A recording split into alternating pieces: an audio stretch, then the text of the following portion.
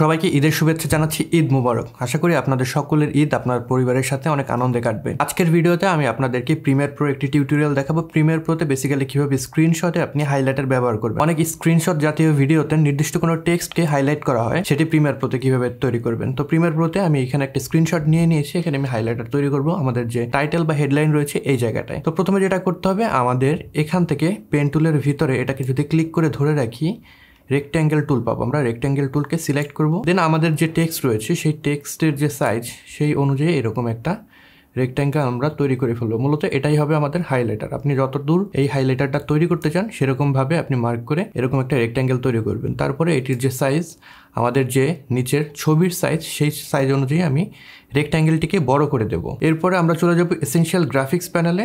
যদি না থাকে উইন্ডোজে যাবেন, এসেনশিয়াল গ্রাফিক্স এটাকে অন করে নেবেন, তাহলে এরকম একটা প্যানেল পাবেন। এর ভিতরে যাবেন, এখান থেকে আপনি যে কালার ব্যবহার করতে চান সেটা আপনারা দিয়ে দিতে পারেন। নর্মালি হাইলাইটারে ইয়েলো কিংবা গ্রিন কালার এটা ব্যবহার করা হয়ে থাকে। আমি গ্রিন কালার এখান থেকে ব্যবহার করলাম। দেন আমি যদি ওকে দিয়ে দিই তাহলে এখানে হাইলাইটারটা হয়ে গেল। এখন যে প্রবলেম হলো সেটা হলো আমার নিচের যে টেক্সট সেটা আমি দেখতে পাচ্ছি না। সেটা যদি আমি দেখতে চাই, যেটা করতে হবে, আমাদের ইফেক্টস কন্ট্রোল প্যানেলে চলে যেতে হবে। এর ভিতরে আমরা দেখবো অপাসিটি নামে একটা অপশন রয়েছে। এখান থেকে আমাদের যে ব্লেন্ড মোড রয়েছে এটাকে আমরা মাল্টিপ্লাই করে দেবো, তাহলেই কিন্তু আমাদের নিচের যে টেক্সট সেটাকে আমরা দেখতে পারবো। তো এখন যদি প্লে দিই, এটার কিন্তু কোনো মুভমেন্ট নেই। আমরা যদি ভিডিওটি তৈরি করি সেক্ষেত্রে যদি আমাদের হাইলাইটের একটা মুভমেন্ট থাকে সেটা কিন্তু দেখতে আরো বেশ ভালো লাগবে, রাইট? তো সেটা করার জন্য আমরা বিভিন্নভাবে করতে পারি। আমরা যদি চাই এই শেপ লেয়ার থেকেও করতে পারি, আমরা ক্রপ ইফেক্ট ব্যবহার করেও করতে পারি। আজকে আমি আপনাদেরকে ক্রপ ইফেক্ট ব্যবহার করে কিভাবে করবেন সেটা আমরা দেখাবো। ইফেক্টসে যাবো, এখান থেকে সার্চ দিব ক্রপ লিখে। দেন এই ইফেক্টটাকে আমরা আমাদের যে রেক্ট্যাঙ্গেল রয়েছে এটার উপরে অ্যাপ্লাই করে দেবো। ইফেক্টস কন্ট্রোল প্যানেলে যাব। এবার ক্রপের ভিতরে আমরা রাইট যে ক্রপ অপশন রয়েছে সেটার ভিতরে চলে যাবো। এখানে আমাদের যে ঘড়ি রয়েছে, ঘড়ির উপরে আমরা একটা ক্লিক করে দেবো এবং একদম প্রথম অবস্থায় থাকতে আমরা এটাকে জাস্ট 100% ইনক্রিজ করে দেবো। দেন আমরা যত সময় চাই অ্যানিমেশনটা চলবে তত সময় আমরা চলে যাব।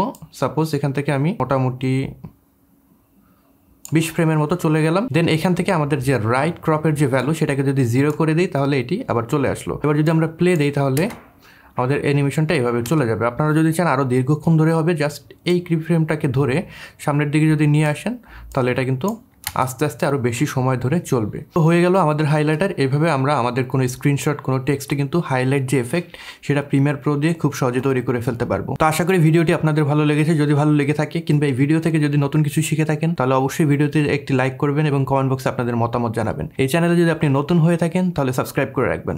আইল catch you guys on the next one. Until then, good by.